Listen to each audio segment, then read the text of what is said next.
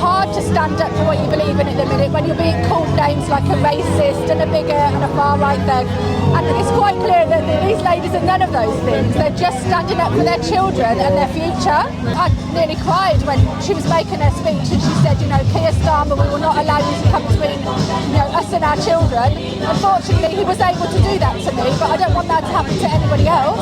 I want safer streets. I want the police back on our streets. I want Keir Starmer to stop spending resources where they shouldn't be spent. I want him to spend it on on policing so that we are safe. We shouldn't have to look over our shoulder. I've got alarms in my bag to give out to women, key rings. We shouldn't have to give them out. You know what I mean? We shouldn't have to carry alarms. We shouldn't have to hold our keys in our hands and walk down the street. This is the biggest issue facing women, and the mainstream feminists have been ignoring it. They've been calling us bigoted. You can see the counter-protest over there, and they have no response.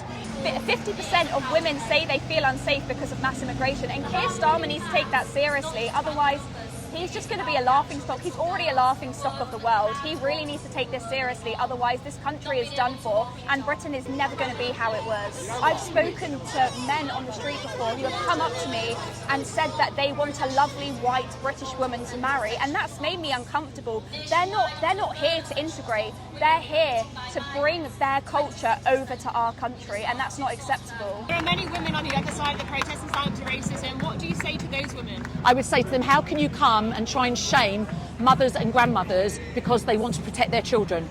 How can anyone in their right mind have an issue with women who want to protect their children? I have 2 small children, and the situation that we find ourselves is one that is fearful for the future for them. So we are all to here. I'm standing side by side with other mothers, grandmothers, aunties, sisters, daughters, to show our support and how safety for our children is imperative going forward. I think some common sense needs to prevail. So when you're bringing in undocumented men and putting them in communities and letting them out, we don't know who they are, and that's our concern. That's our concern. And to put these people next to a secondary school, which is why we're protesting in Epping, the Bell Hotel in Epping needs to close. It's next to a secondary school and it's completely inappropriate. And we will continue actually to protest until it does close.